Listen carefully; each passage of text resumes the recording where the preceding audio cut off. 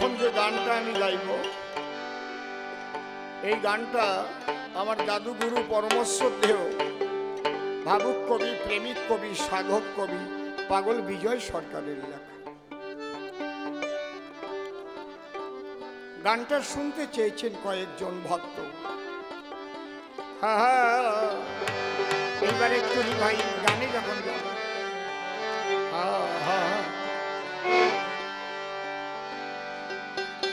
ওরে সাগর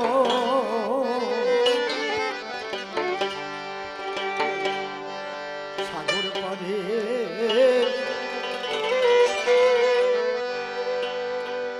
মাঝে তুমি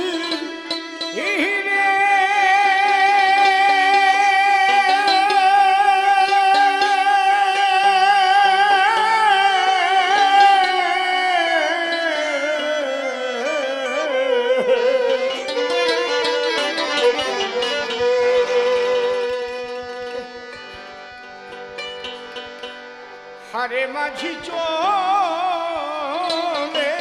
ছকন দে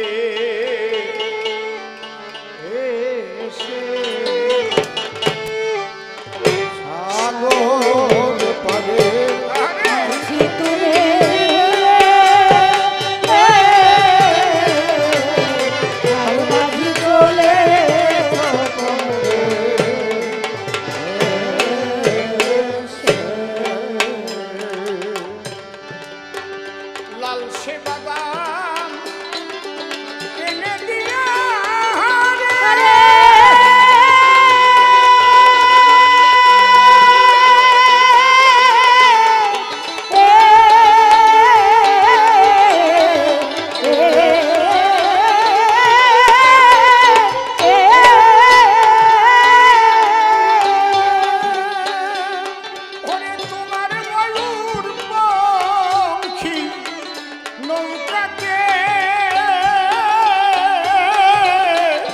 হাতে ধরা হাইয়ের কাটারে সে কোন নবীন কিশোর বেশে রে চলে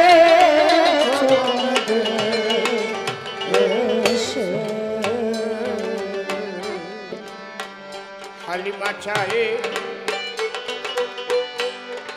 মাল পোছা দিয়া রে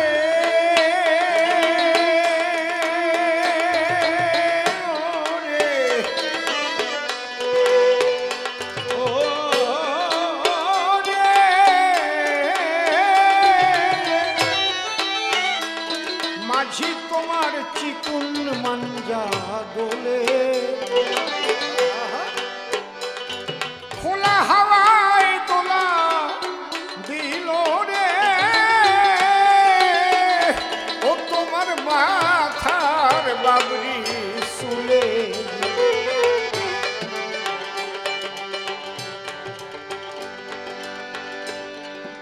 হরিবল হরিবল। দেখুন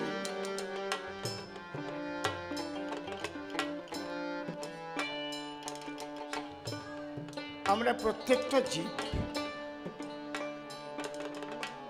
সে অমৃতেরই সন্তান,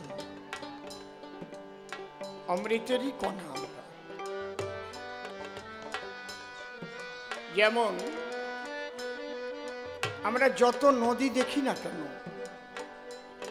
যদি মহাসাগর না থাকতো তাহলে কোনো নদীর চিহ্নই আমরা পেতাম না। ওই জলরাশি প্রখর রৌদ্রের তাপে বাষ্প হয়ে বাতাসের সঙ্গে মিলন হয়ে আসে, বাতাসে ওটাকে বহন করে নিয়ে যায়। জল তিন ভাবে থাকতে পারে, গ্যাসিস, লিকুইড আর সলিড। চলতে চলতে হিমালয়ে চলে যায়, ওখানে গিয়ে বাধাপ্রাপ্ত হয়ে বরফ হয়, আবার জল হয়, তখন নদী হয়ে আবার সাগরের দিকেই ধায়। কেন? সাগর থেকেই তো এসেছে। আমরা প্রত্যেকটা জীব সেই কৃষ্ণ সাগর থেকে এসেছে। এই জন্যে শ্রীমান মহাপ্রভুর কাছে যখন প্রভুপাদ সনাতন গোস্বামী জিজ্ঞেস করেছিলেন, কে আমি, কেন আমায় জারে তাপত্রয়, ইহা না জানিলে জীবের কৈসে হিত হয়। মহাপ্রভু বলেছিলেন, জীব নিত্য কৃষ্ণ দাস, ইহা ভুলি গেলা, অতএব মায়া পিশাচি গলেতে বান্ধিলা। কৃষ্ণ সূর্য সমমায়া অন্ধকার, যথা কৃষ্ণ তথা নাহি মায়ার অধিকার। আমরা প্রত্যেকটা জীব যাই করছি না কেন, সবাই কিন্তু সেই দিকেই ছুটে যাওয়ার জন্য আমাদের উদগ্র আগ্রহ ভিতরে জাগবেই জাগবে। আপনি যত সম্পদ নিয়ে থাকেন না কেন, কোনো একটা সময় খোঁচা মারবে ভিতরে, তাই তো আমি কোথায় ছিলাম, কোথা থেকে এলাম, আবার কোথায় যাব। আমার বাবা, তার বাবা, তার বাবা, তার বাবা, তারাও তো এসেছিল, তারাও তো চলে গেল, তাহলে আমাকেও চলে যেতে হবে। এই যে ভিতরে যখন বৈরাগ্য আসবে, চিরকাল আমি থাকতে পারব না।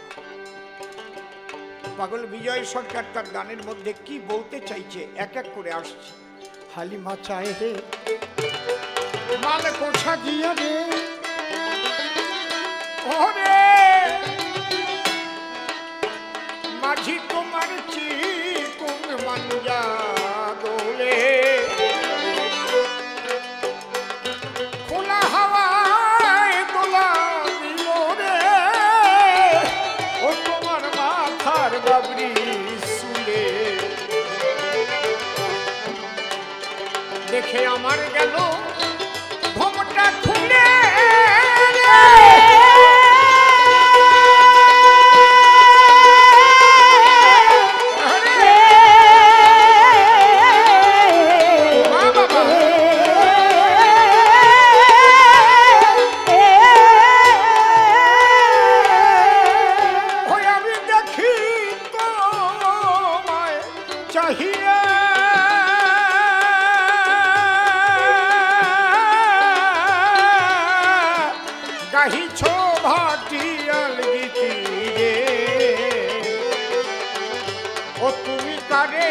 ভালো বেশে রে হার মাঝি চলে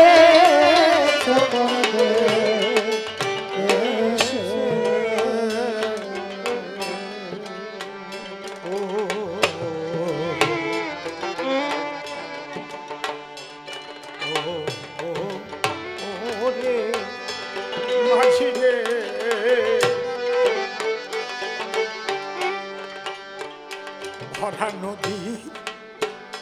ভরা নদীর গুণের জোয়ার, ও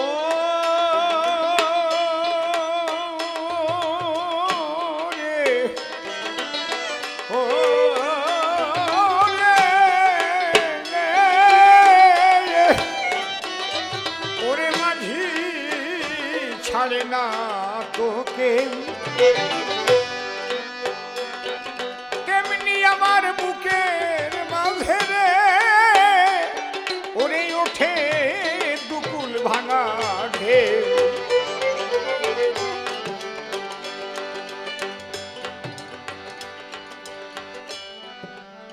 নদীতে যখন জোয়ার আসে, ওটাকে গোন বলে, নৌকা ছাড়ার গোন। জোয়ারের গোনে মাঝিরা নৌকা খুলে তারা গন্তব্যে পৌঁছায়। জোয়ারের একটা হাওয়াও ছাড়ে, পাল তুলে দেয়। ঠিক জীবের যৌবন জোয়ারটাও তেমন। গান আছে না,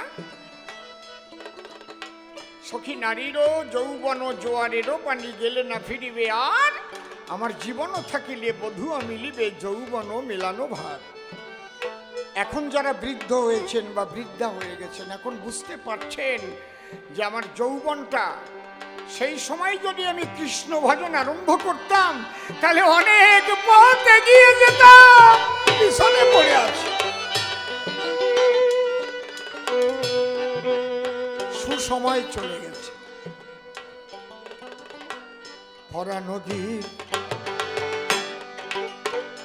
নদীর বনের জোয়ার, ওরে ও মাঝি ছাড়ে না তোকে, তেমনি আমার বুকের মাঝে রে ওরে ওঠে বিরহের ঢেউ। আমার বুকের ব্যথা বোঝে না কে রে,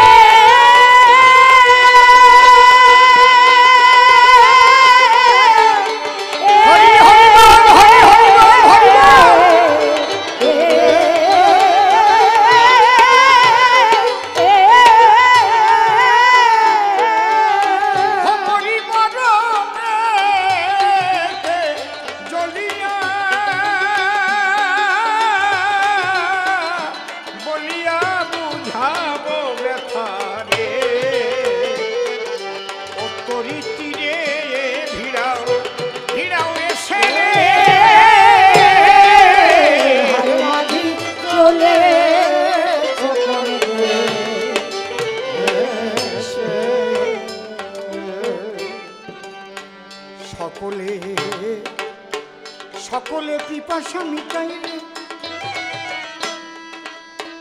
ও রে ও রে মাঝি তোমার ওই না নদীর জলে, কি পিপাসা বুকে নিয়ে রে সেই নদী সাগর মুখে চলে।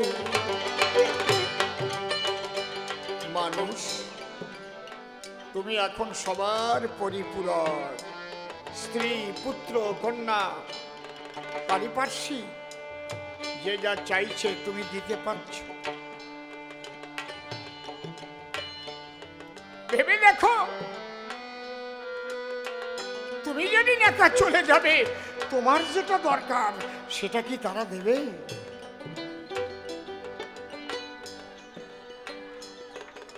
তাহলে সেদিনকার বান্ধবকে সকলে পিপাসা মিটায় নদী তোমার, মাঝি তোমার ওই না নদীর জলে।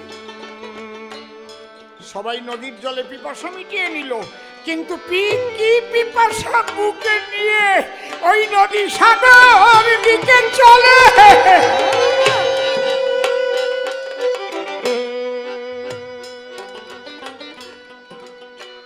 একবার ভেবে দেখেছো কি? সকলে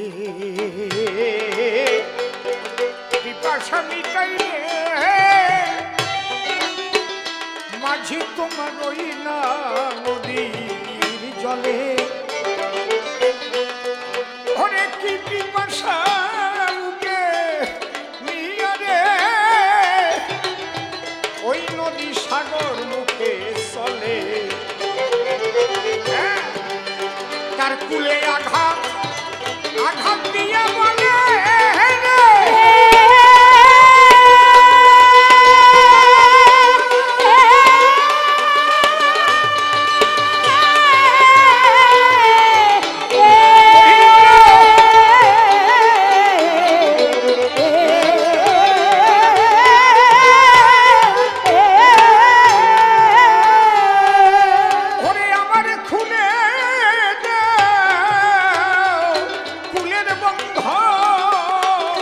আমি বন্ধুর তালাশে যাব রে, ওরে কুলহারা আবেশে রে চলে।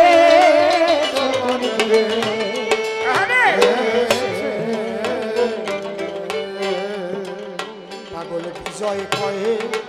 বিজয় কয়ে দরদি মাঝি রে,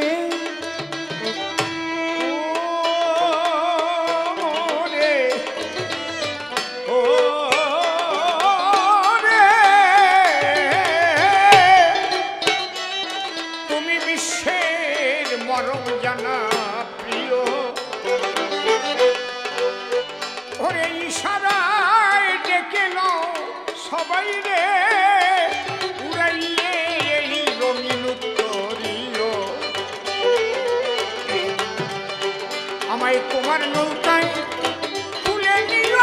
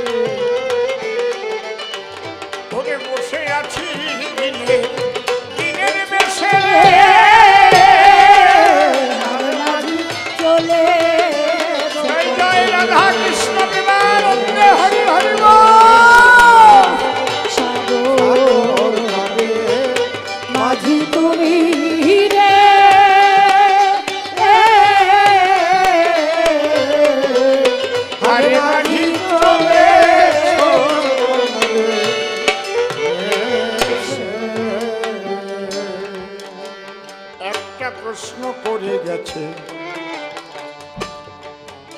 শুনলেন সুধীজনা বৃন্দাবনে না গেলে কি সাধনা হবে না স্বামী স্ত্রী ঘরে বসে যদি সাধনা করে তবে পাবে কিনা তোমার শ্রী গোবিন্দের ভালো প্রশ্ন করেছে শুধু স্বামী স্ত্রী হলে পাবে না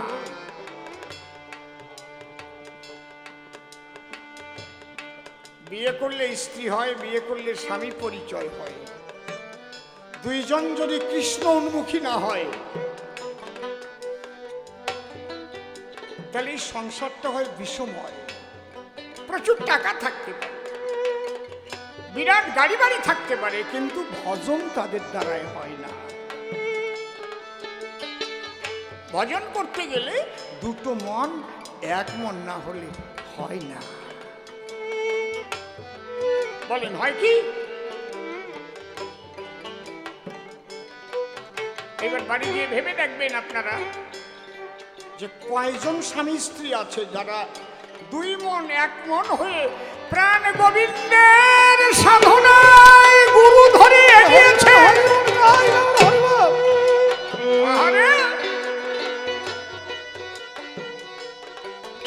আজকে তোমাকে ছেড়ে আমার যাওয়া লাগতো না যদি তোমার ভাব আর আমার ভাব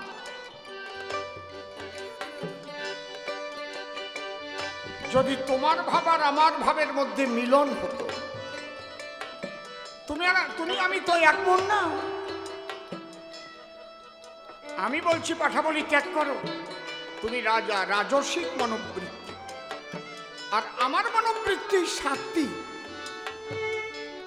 সাত্বিক আহার আমি করি সাত্বিক ভাব নিয়ে চলি ফিরি এখন কেউ আসবেন না স্টেজে এখন বসুন চুপ করে আমার কথা শুনে নেন ঝট করে কেউ ওইভাবে উঠবেন না কাউকে উঠতে দেবেন না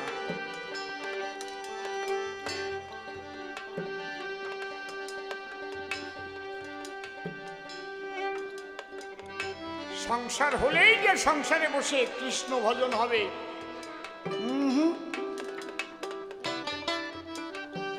রাধারানীর তো সংসারে বসে হইল না চুপ চুপ করে সংসার হইলে প্রাণ গোবিন্দের বাসে শুনে বনে যেতে হতো যাই নাই তবুও তো রাধারে কোনোদিন আগুন ধরাইয়ে পোড়াইয়ে মারতে চাই নাই আর তুমি আমারে কামান দিয়ে পোড়াতে চেয়েছো আমি যখন প্রণাম দিলাম না মা কালীকে তুমি কি করলে আমাকে খেয়াল করো খুব সুন্দর করে মিশিয়ে মিশিয়ে আলাপটা করো হারমোনিক দিক লক্ষ্য রেখে আলাপ করো তোমার মা আর ওই পুরোহিত ব্রাহ্মণ বলল, এ অলক্ষী, একে বাড়ির মধ্যে রাখা যাবে না, বাড়ির বাইরে ঘর বেঁধে দাও। আমি কিন্তু তোমাকে ত্যাগ করে আমার বাপের বাড়ি চলে যাইনি। কেন যাইনি? যখন আমার বাবা তোমাকে তোমার কাছে দিয়েছে, আমি শেষ না দেখে তো যাব না। আমার বাবারও তো একটা সম্মান আছে।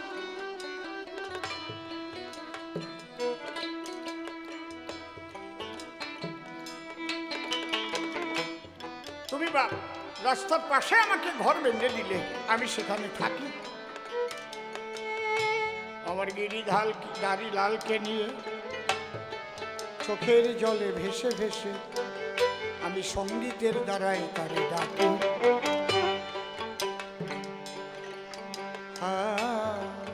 গিরিধারী লাল আর কত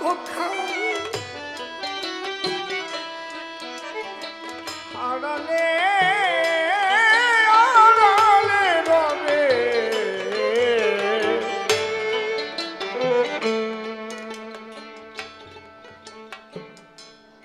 আমি তো অন্য কাউকে শোনার জন্য গান গাই না। আমি গান গাই আমার গিরিধারী লালকে শোনাই। ওই গান গাওয়া আর এই গান গাওয়া কোটি কোটি রাত দিন পার্থক্য আছে।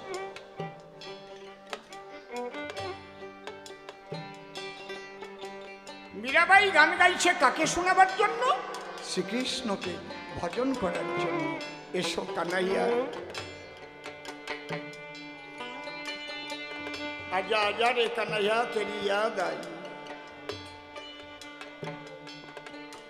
তখন সবচাইতে ওস্তাদ ছিলেন সঙ্গীতের গুরুজি তানসেন।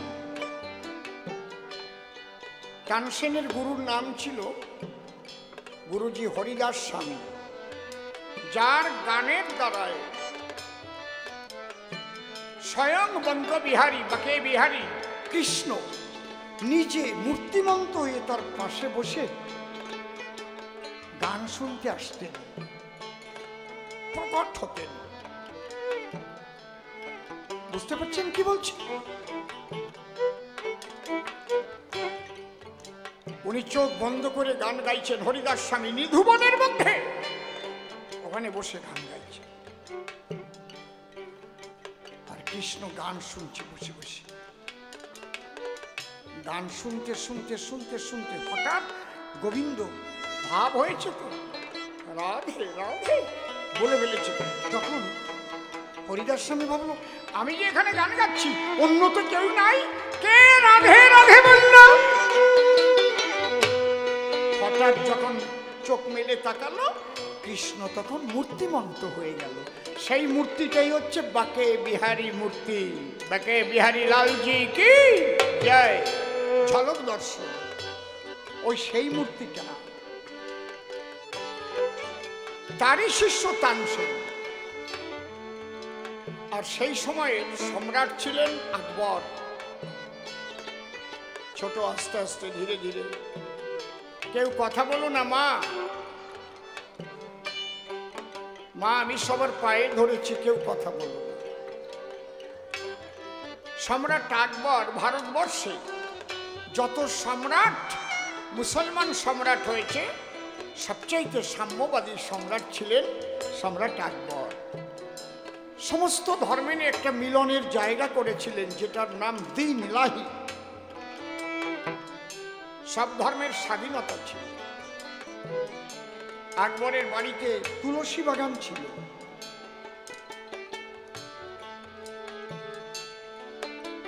এই আকবরের সভায় তানসেন গান শোনাত। গান তো মুসলমান ধর্মে গোনা, শরীয়তি মতে হচ্ছে গানে গোনা। এই জন্য শরীয়তি মুসলমানরা যদি কোনো রাষ্ট্রের অধিকার গ্রহণ করে, সেই রাষ্ট্রে গান গাইতে দেবে না, গান বন্ধ করে দেবে, গানে গোনা হয়। বোঝা গেল কি?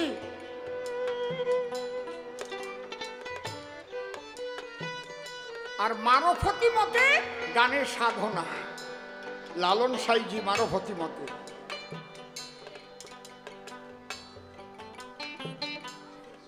সম্রাট আকবর গান ভালোবাসে, তানসেন শেখা যায়, তানসেন গিয়ে সম্রাটকে সঙ্গীত শোনায়। লঘুগুরু আজকে যখন তানসেন যাচ্ছে, মীরা তখন গান গাচ্ছে তানপুরা বাজিয়ে।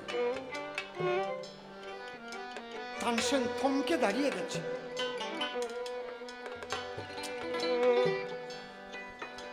এতটা চঞ্চল কেন আসরটা?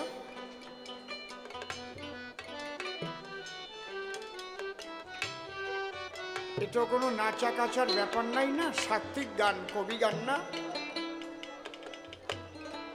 আমি এসব বাদ দিয়ে শুধু গল্পও বলতে পারি, কিন্তু যে ভক্তরা এখানে গান শুনতে এসেছেন শুধু গল্প কথা শুনতে আসেননি, কিছু নিয়ে যেতে এসেছেন। আজকে তানসেন থমকে দাঁড়িয়ে শুনতে পেল মীরার ভজন গান।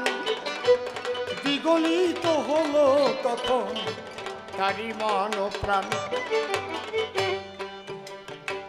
ওই গান শুনে এমন একটা ভাবের উদয় হলো, ওই অবস্থায় চোখ দিয়ে জল পড়তেছিল। সম্রাট আকবরের সবাই হাজির হলো। সম্রাট আকবর বলছে, তানসেন তোমার চোখে জল কেন? গান গাইবে না? বলে আমি আর গান গাইব না। কেন? বলে আমার গানে বৃষ্টি হয় বরুণ রাগিনী গাইলে, ব্রহ্মরাগিনী গাইলে আগুন লেগে যায়। আমার গানে এগুলো হয়, রাগ যখন আলাপ করি। কিন্তু আমি এমন গান তো গাইতে পারি না যে গানের দ্বারায় পাষাণ মন বিগলিত হয়ে চোখের জল এসে যায়। হরি হরি বলো, হরি বল, হরি বল।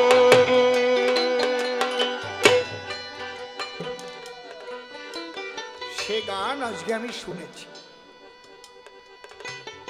এই জন্য ভেবেছি আমি আর গান গাবো না। কে গাইছে সেই গান? মীরাবাই গেয়েছে গান। আরে বলি তব ঠাই এমন গীতি, এমন প্রীতি জীবনে শুনি। তুমি যখন বলছো তাহলে তো মীরাকে একবার আমার সভাতে নিয়ে আসা যাবে না? বলে না, মীরা এই সবাই গান শোনাতে আসবে না। বলছে আমি ভারতের সম্রাট আকবর, আমি নিমন্ত্রণ দিচ্ছি, আসবে না আমার সবার ভিতর। বলে না সম্রাট, আপনি ভারতের সম্রাট আকবর।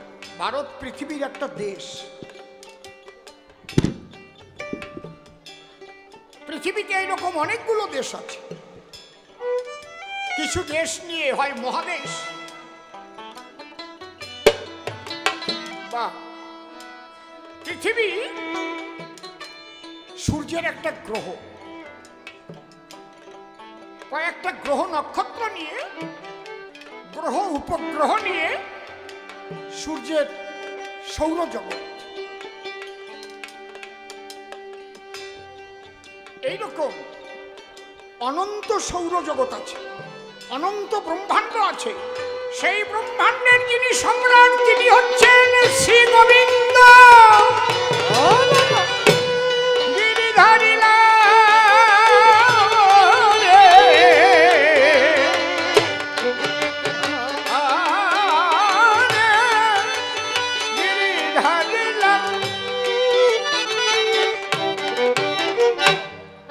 আপনার মতো সম্রাটকে মীরা ভয় পাবে না। বলে আমি যে সেই গান একটু শুনতে চাই। বলে এই পোশাকে হবে না সম্রাট, ছোট আমার কথা লবে। গভীর রাত্রিতে ভিখারি সেজে আমাদের যেতে হবে। গেলেই যে শোনা যাবে তা আমি কথা দিতে পারবো না, কারণ এ গান তো কোনো পারিশ্রমিক নিয়ে গাই না, যে মীরার হইছে বাই না, না গালি হয় না। মীরার কখন ভাব হবে, কখন কৃষ্ণকে গান শোনাবে, ভাগ্যে থাকলে হতে পারে। ঠিক আছে, একদিন ভিখারির বেশে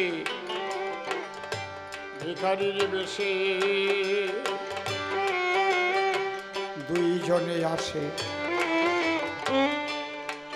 গভীর রাত্রিতে। আমি মীরা গান গাহিতেছি বিনা নিয়ে হাতে। আমি এক মনে গান গাইছি, আমি শুনছি আমার গানের সুরে সুরে শ্রীকৃষ্ণ বাঁশি বাজাচ্ছে, আমি শুনতে পাচ্ছি।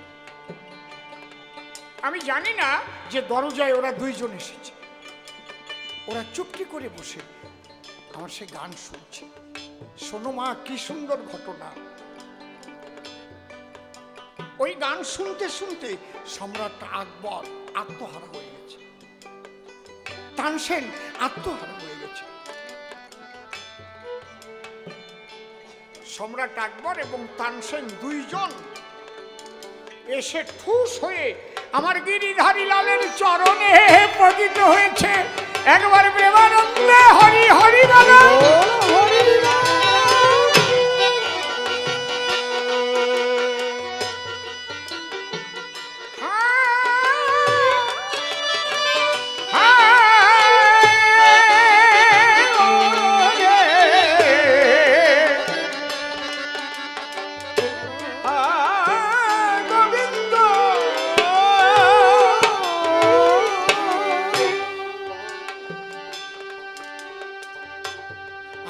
চমকে উঠেছি। এ কারা? দুজনার চোখে জলধারা বইছে, ধুলায় গড়াচ্ছে। হা কৃষ্ণ, হা কৃষ্ণ বলে প্রেমাপ্লুত হয়ে গেছে। আমি গিরিধারী লালকে বসিয়েছি পূজার আসনে, যে ঘট ছিল ঘটের একটু জল নিয়ে দুজনকে আমি হা কৃষ্ণ বলে আমার গোবিন্দের ঘটের আশীর্বাদী জল আমি ছিটিয়ে দিলাম। সম্রাট আকবরের গলায় ছিল একটা মোটা সোনার মালা, সেই মালা খুলে কৃষ্ণের গলে পরাইয়ে দিল। প্রেমানন্দে বদন ভরে একবার হরি হরি বল।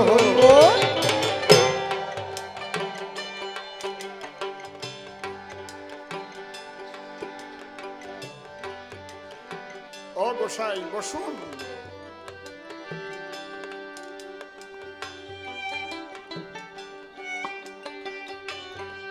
হরি বল। সম্রাট আকবর এবং তানসেন গিরিধারী লালকে প্রণাম করে ওরা চলে গেল। পরের দিন সকালে রানা কুম্ভের একটা বোন, তার নাম যমুনা, কি দেবতার নমুনা।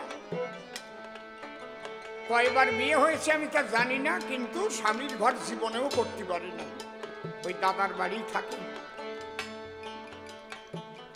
ও এসে উকি মেরে ওই হার কৃষ্ণের গলায় দেখে, ওতে আবার সম্রাট আকবর নাম লেখা আছে। দাদাকে কি বলছে, দাদা সর্বনাশ সর্বনাশ সর্বনাশ, তোমার মীরা তোমার কাছে আসে না, তোমায় ভালোবাসে না, তোমার কথা শোনে না, মাকে প্রণাম দেয় না। এর কারণ জানো কি? সম্রাট আকবরের সঙ্গে ওর ইন্টু বিন্টু আছে। কি করে বুঝলি? মোটা মালা কৃষ্ণের গলায় আকবর লেখা। এই গন্ডগোল না বাইতে পারে?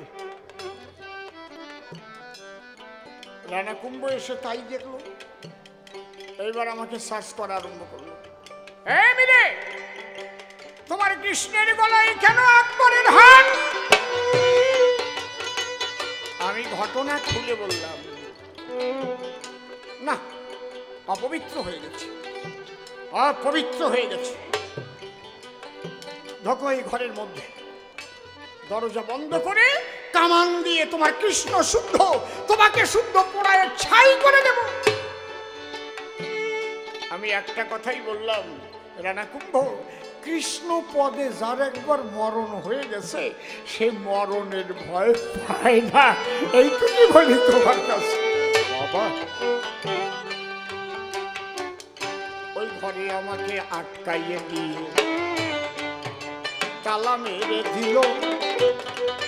হাত কামান নিয়ে এসে যখন কামানটি দাঁড়িল, ঘরখানা পুড়ে ছাই হয়ে গেছে গো। আমি বলি সবার ঠাই, আমার গিরিধারী আর আমার কিছুই হয় নাই। তাই গিরিধারী লালে দেখে বলে, মীরা আমার কথা লও, এই দুষ্টের কাছে আর থেকো না, আমায় নিয়ে ব্রজে যাও। গেলে বৃন্দাবনে থাকবে সাধুসনে, কাটাবে জীবন প্রেমানন্দে, এই হরিনাম করিবে। যে স্বামী তোমাকে আগুনে পোড়ায় মারতে চায় সে তো স্বামী নয়, আজ থেকে সে আসামি হলো। আমার গোবিন্দ ডেকে কয়, স্বামীর ঘরে থাকলে পাওয়া যায় কিন্তু আসামির ঘরে নয়। তাই কৃষ্ণ নিয়ে যাচ্ছি আমি মধুর ব্রজালয়ে। স্বামী স্ত্রী যদি এক মন না হয়, ভজন হয় না, তবে কি করে স্বামী স্ত্রী প্রাণ গোবিন্দকে পাবে? স্বামী স্ত্রীর দ্বারাই ভজন হতে পারে যদি দুই মন এক মন হয়। দুই মন এক মন হয়ে তারা ভজন রাজ্যে যায়। এই ধরনের সংসারেই তো গোবিন্দ দেখা দেয়। সাধু গুরু বৈষ্ণবের ওখানেই আশ্রয়। এই ধরনের স্বামী স্ত্রীর মাঝে মহাপুরুষ আসে। পরিষ্কার বলে গেলাম আমি সভ্য সভা পাশে, জগতের কল্যাণকারী সন্তান যদি তোমরা আনতে চাও, তবে স্বামী স্ত্রীতে এক মন হয়ে গোবিন্দ গুণ গাও। এই জন্য বিবাহ ব্যবস্থাটার দিকে লক্ষ্য করা উচিত যে আমি কার সঙ্গে কার বিয়ে দিচ্ছি। ছেলেটা কৃষ্ণ উন্মুখী আর মেয়েটা সে কামনায় সুখী, কোনোদিনও হবে না, কোনোদিনও হবে না। কৃষ্ণ বদন তো হবেই না, সংসারই হবে না। যার যার মতো সে চলবে, এরে কি সংসার কয়? এদের মধ্যে দিয়ে যে সব সন্তান জন্ম লয়, জন্মানো তো আর বন্ধ করা যায় না, ওটা কামের খেলায় হয়েই যায়। সেই সন্তানগুলো হয় জগতের অকল্যাণকারী। বলি তোমার ঠাই, এই জন্য গোবিন্দ নিয়ে আমি বৃন্দাবনে যাই। আর থাকবো না তোমার ঘরে, মনে আছে ভাবো একবার প্রেমানন্দে হরি বলে বৃন্দাবনে যাব। তুমি আমায় বাধা দিও না রানা কুম্ভ, আমার কথা লবে। তুমি রাজা মানুষ, আরো বিয়ে করে আনিতে পারিবে, কিন্তু আমার তো কৃষ্ণ ছাড়া জগতে কেহ নাই।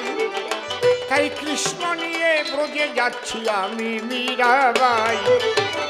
আমাকে বাধা দিও না তুমি, বলি তোমার ধারে গোবিন্দকে নিয়ে আমি যাব ব্রজপুরে।